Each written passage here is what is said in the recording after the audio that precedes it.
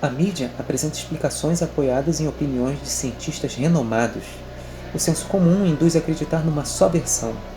Mutações de origem desconhecida adaptaram um coronavírus à espécie humana que em 1 a 2 meses virou pandemia. Mas o que há por trás do topo da pirâmide do saber, em pesquisas científicas que não é levado a público pela inteligência? É o que eu apresento aqui, acompanhado de uma sequência cronológica de ocorrências, por isso assista até o final para garantir que se tenha acesso a evidências escondidas do público em geral que desafiam a crença induzida e faz raciocinar de modo independente, uma vez que agora você terá duas versões na balança. Ao analisar a literatura sobre coronavírus tipo SARS, você vai encontrar uma intensa pesquisa ao redor da compatibilidade das proteínas spike aos receptores ACE2 humanos. Proteínas spike ou proteínas S são cogumelos da superfície do coronavírus que são a chave para a invasão de células humanas através dos receptores ACE2. Howe e colaboradores criaram um vírus pseudótipo do HIV contendo a proteína S de SARS-CoV da epidemia SARS de 2003 para simular a infecção de linhagens de células humanas contendo receptores ACE2 de humanos e de morcegos. Eles também induziam mutações em códons de aminoácidos para examinar a compatibilidade das proteínas S ao receptor ACE2 de duas espécies de morcegos de Hubei cuja capital é Wuhan. Reportava-se suscetibilidade aumentada ou diminuída à infecção e justificava-se a pesquisa como se estivessem rastreando populações naturais de morcegos, possíveis hospedeiras do vírus progenitor de SARS-CoV. Para acessar o potencial de transmissão entre espécies, G e colaboradores de 2013, em artigo a Nature, isolaram pela primeira vez um coronavírus de morcego tipo SARS que tinha a proteína S integradas a receptores ACE2 de humanos, civetas e morcegos, tendo sido capazes de infectar culturas de células respiratórias de macacos, porcos humanos e morcegos. Até ali, eles enfatizavam a importância de rastrear grupos de vida selvagem de alto risco como estratégia de preparação para possíveis pandemias. Em 2015, Minecri e colaboradores, usando o sistema de genética reversa, criaram um vírus sintético quimérico autorreplicante expressando a proteína S de coronavírus SHC14 na espinha dorsal de um coronavírus adaptado a ratos. Esse vírus é capaz de usar o receptor humano ACE2 e replicar eficientemente em células do trato respiratório humano, atingindo in vitro títulos equivalentes à epidemia SARS-CoV-1. Experimentos demonstraram notável patogênese em pulmões de ratos. O estudo também mostrou que o uso de anticorpos e vacinas falharam ao neutralizar tal coronavírus sintético usando a nova proteína S. Eles sinalizavam um risco potencial de nova pandemia a partir de vírus circulando em populações de morcegos naturais.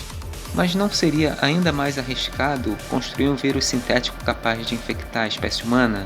Essa controvérsia preocupava a comunidade científica internacional devido a um possível escape de material acidental. Também havia indicações de experimentos com primatas não publicados, ou seja, estariam simulando a infecção da espécie humana. Qual seria o objetivo de simular a infecção da espécie humana a partir de um vírus sintético? O primeiro caso rastreado de Covid-19 se deu em 1º de dezembro de 2019 e não tinha ligação com Huanan Seafood Market de Wuhan, um mercado atacadista de frutos do mar e animais selvagens apontado pelo governo chinês como ponto inicial do surto. Dali até o fechamento de Wuhan se passaram 7 semanas de negligência das autoridades chinesas. De 8 a 18 de dezembro ocorreram mais 7 casos, sendo 5 sem exposição ao mercado. De acordo com a South China Morning Post, dia 20 de dezembro eram 60 casos, 27 eram 180 casos, dia 31 de dezembro 266 casos e dia 1º de janeiro de 2020 381 casos. Em 1º de janeiro, o Huanan Seafood Market de Wuhan foi isolado para desinfecção. O detalhe é que o mercado de frutos do mar de Wuhan não vende morcegos. Em 2 de janeiro, o diretor-geral do Instituto de Virologia de Wuhan censurou a saída de informações do instituto.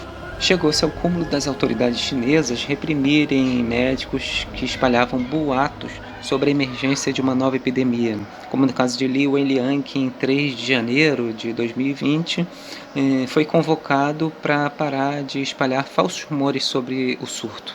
A partir do dia 7 de janeiro, também houve censura e perseguição de cidadãos que usavam a hashtag WuhanSARS. Naquela época, o genoma do Covid-19 já era conhecida pelos cientistas chineses. Em 7 de janeiro de 2020, Wu e colaboradores já divulgavam na Nature sequência completa do genoma Covid-19, que apresentava 90% de similaridade com duas espécies de coronavírus de morcego de Wuhan, cuja sequência do genoma foi caracterizada em 2018.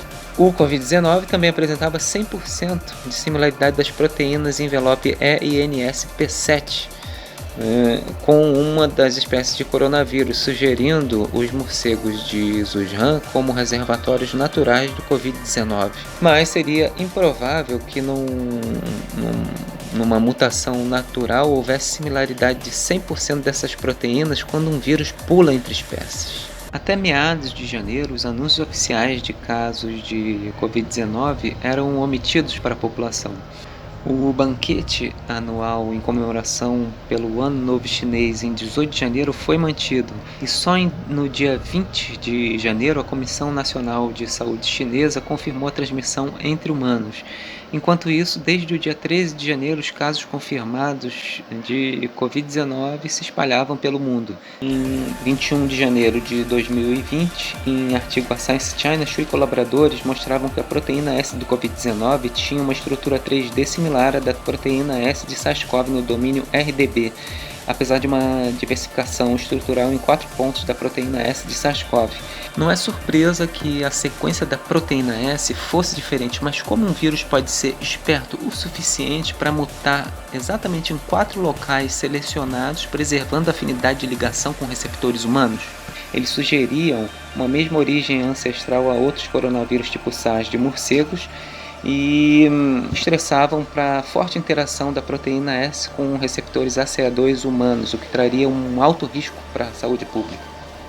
Dias antes do fechamento de Wuhan, Zhou e colaboradores submeteram um artigo à Nature indicando uma origem provável do Covid-19 em morcegos a partir de uma similaridade de 96% do genoma, o que por si só não prova se o vírus provém de mutação natural ou não. Eles recomendavam estritas regulações contra o consumo e a domesticação de vida selvagem no país. Em 23 de janeiro, Wuhan foi fechada e o prefeito Zhou Xianwan admitiu não ter liberado a tempo informações sobre o vírus, alegando censura do governo chinês. Em 24 de janeiro de 2020, Huang e colaboradores admitiam ao The Lancet publicamente 41 casos confirmados até 2 de janeiro de 2020, tendo 66% dos casos tido exposição ao mercado atacadista de frutos do mar. Em 27 de janeiro, o prefeito de Wuhan oferece sua renúncia. E em 28 de janeiro, a Suprema Corte Chinesa retira a punição a 8 doutores que, em tempo, alertavam sobre a emergência do novo coronavírus. Ao caracterizar relações filogenéticas do novo coronavírus e procurar supostas recomendações gênicas, Paraskeves e colaboradores em 28 de janeiro de 2020 notaram que em algumas partes forma agrupamento único com HTG13, outra espécie de coronavírus de morcego. Já o fragmento mediano do código genético não mostra similaridade com qualquer outro coronavírus. O estudo revela que o novo coronavírus não pode ser um mosaico fruto de recombinação gênica, sendo mais proximamente relacionado a HTG13, o qual não possui a variante que provoca surto em humanos. O novo coronavírus provê uma nova linhagem para quase metade do genoma, com nenhum parentesco genético dentro de SARS-coronavírus. Essa parte compreende metade da proteína S, codificando uma proteína responsável pela entrada do vírus em células humanas. Em 29 de janeiro de 2020, Lu e colaboradores, ao analisar geneticamente o novo coronavírus a partir de 8 pacientes diferentes, notaram que, surpreendentemente, as sequências do genoma eram praticamente idênticas, com uma identidade sequencial maior que 99,9%.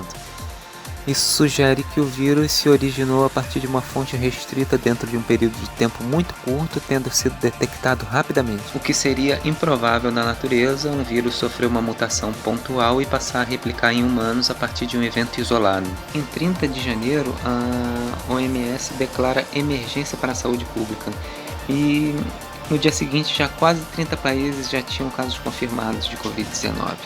Em 2 de fevereiro de 2020, apareceu no repositório de pré-impressão bioRxiv um artigo abordando sequências misteriosas na proteína S do Covid-19. O estudo destacava 4 novas sequências na proteína do Covid-19. Surpreendentemente, tais sequências nunca foram encontradas em proteínas S de qualquer outro coronavírus, sendo improvável um vírus adquirir tais inserções naturalmente em tão curto espaço de tempo. Para piorar, tais sequências só eram encontradas também na glicoproteína GP120 e na proteína GAG do vírus HIV, entre todas as proteínas da base de dados do GenBank, sendo estas proteínas chave para infectar humanos, resultando em falha do sistema imune. A GP120 tem papel crucial no reconhecimento de células hospedeiras pela CD4, uma glicoproteína encontrada na superfície de células do sistema imune. Esse sítio estrutural induz rearranjos na GP120, criando alta afinidade com correceptores de quimiocinas, sendo que a tempestade de citocinas resultante é uma feição clínica de pacientes da Covid-19. A ativação de células T, que inclui os linfócitos, é conhecida por causar a tempestade de citocinas e tem o potencial de causar danos a órgãos como pulmões, paredes dos vasos sanguíneos, linfócitos e outros tecidos, induzindo síndrome respiratória aguda seguida de morte. O achado também explica por que o Covid-19 causa leucopenia em 86% dos casos, uma vez que o vírus agride células de defesa do sistema imune. O artigo sugeriu uma evolução não convencional do Covid-19, despertando desconfiança quanto à origem do surgimento do novo coronavírus. Logo, o artigo recebeu uma enxurrada de críticas da comunidade científica por não ter sido revisado por pares e o artigo foi retirado pelos autores. Enquanto alguns pesquisadores consideram a hipótese de homoplasia como resultado de convergência evolutiva fortuita, paira no ar a pergunta que não quer calar: o que seria mais parcimonioso, um salto evolutivo dessa envergadura ou o escape de material de vírus sintéticos de condições laboratoriais, uma vez que vírus sintéticos já existiam dentro do laboratório P4 do Instituto de Virologia de Wuhan, na China? Em 11 de março de 2020, a OMS declara pandemia. Em 6 de abril de 2020, Zhang e colaboradores publicaram a hipótese do Covid-19 resultar de uma recombinação entre coronavírus de morcego e pangolim. A proteína S1 de pangolim é mais similar à de Covid-19 do que a de morcego. No domínio RDB haveria só uma mudança de aminoácido, o que poderia indicar que o coronavírus de pangolim teria potencial patogênico similar ao SARS-CoV-2. Também verificaram uma sequência original no site de clivagem da proteína S de SARS-CoV-2 similar a MERS-CoV, sugerindo um mecanismo de entrada distinto do de pangolim. Levanta a questão sobre se essa sequência pode ser derivada de outras sequências pré-existentes em outros coronavírus, seja naturalmente através de recombinação gênica ou artificialmente através de genética reversa. Um estudo muito recente, analisando diversidade e mutações recorrentes em 7.666 genomas de SARS-CoV-2 ao redor do mundo, mostra uma diversificação ao longo de toda a extensão do genoma num curto espaço de tempo, em sua maioria redundante. O artigo descarta qualquer cenário que assuma que o novo coronavírus tenha estado em circulação muito antes de ter sido identificado. Isso corrobora os estudos de Lu e colaboradores que notaram identidade sequencial entre 10 amostras maior que 99,9%, sugerindo que o vírus se originou a partir de uma fonte restrita dentro de um período de tempo muito curto, tendo sido detectado rapidamente. Logo, a emergência do novo coronavírus foi um evento pontual e, segundo Gavin Smith, seria improvável na natureza a ideia de uma transmissão pontual e replicação no indivíduo após mutação, iniciando sua dispersão em humanos. Essa velocidade de diversificação comum em coronavírus já despertava desconfiança quando Vu e colaboradores publicaram os 100% de similaridade às proteínas envelope EINSP7 entre os coronavírus SARS-CoV-2 e ZC45. Seria improvável 100% de similaridade daquelas proteínas quando um vírus pula entre espécies, ainda mais sabendo que o ZC45 nem é a espécie mais proximamente correlacionada ao SARS-CoV-2. Outros autores argumentam que encontraram que o Covid-19 tem adaptações da proteína S nunca antes vistas em coronavírus proximamente relacionados, sendo improvável um vírus adquirir tais inserções naturalmente em tão curto espaço de tempo. A verdade é que o novo coronavírus não deixou rastro de sua evolução, uma vez que você não encontra nada similar no código genético de outras espécies de coronavírus hospedadas na vida selvagem. Outros autores admitem que não é surpresa que a proteína S fosse diferente, mas como seria possível um vírus mutar exatamente em 4 locais específicos, preservando a afinidade de ligação com receptores humanos? Ou seja, existem características no código genético do novo coronavírus que não apontam para um processo de seleção natural. Olha, se fosse sintético, o Covid-19 usaria a espinha dorsal de vírus de epidemias já existentes. Na verdade, o que acontecia dentro dos laboratórios do Instituto de Virologia de Wuhan é que desde o início eles rastreavam espécies de coronavírus que tivessem a proteína S integrada a receptores ACE2 humanos, e eles conseguiram achar, e eles adaptaram essa proteína S à espinha dorsal de outros coronavírus e simularam a infecção em linhagens de células humanas, entre outros animais. Então, não necessariamente você precisa ter a espinha dorsal de uma epidemia pré-existente. Outros ressaltam a alta similaridade do genoma do Covid-19 em relação à espécie de coronavírus hospedados em morcegos. Na verdade, a alta similaridade não significa nada, uma vez que a chave para a infecção de células humanas está dentro de um sítio da proteína S que corresponde a uma pequena fração do genoma. Alguns cientistas argumentam que se alguém tivesse o vírus em laboratório e dissesse que escapou, ele não seria hábil a infectar-nos, uma vez que o novo coronavírus possui modificações adicionais que permitem infectar-nos. Mas, ora, ao acessar a autoria dos artigos, você vai ver que os cientistas chineses já provocavam mutações em códons de aminoácidos para verificar a capacidade de determinadas conformações de se ligar a receptores de diversas células animais. Eles também eram capazes de transplantar o código genético da proteína S integrada a receptores ACE2 humanos para outras espécies de coronavírus, de morcegos, enfim.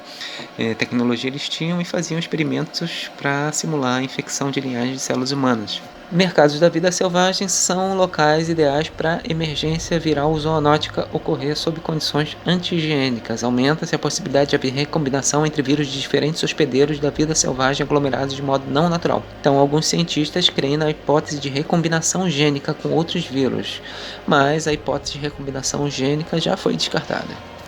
É fato que o governo chinês negligenciou a insurgência de novo surto por 7 semanas, mentiu para a população permitindo aglomerações até meados de janeiro, censurou a informação sobre o surgimento de um novo surto causador de síndrome respiratória aguda, e a contar pelos números de casos e mortes em relação ao tamanho populacional da China, pode-se dizer que a China se protegeu a partir de informações privilegiadas.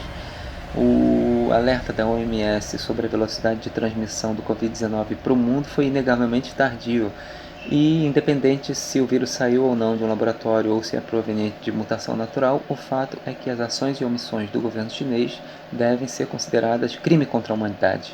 Tanto lugar para se emergir uma pandemia, e ela se origina exatamente em Wuhan, onde se localiza o laboratório P4 de biossegurança máxima do Instituto de Virologia de Wuhan. Como vimos, há evidências perturbadoras sobre que o novo coronavírus possa ser fruto de manipulação genética em laboratório. No entanto, para confirmar categoricamente, só tendo acesso às informações do suposto laboratório que porventura o tivesse manipulado. Do contrário, podem surgir 1000 hipóteses e desculpas, e o governo chinês não permite acesso a investigadores estrangeiros. A menos que as informações tivessem sido hackeadas a tempo, as hipóteses e desconfiança permanecerão para sempre sem uma explicação exata, sob a sombra de um erro fortuito da Mãe Natureza.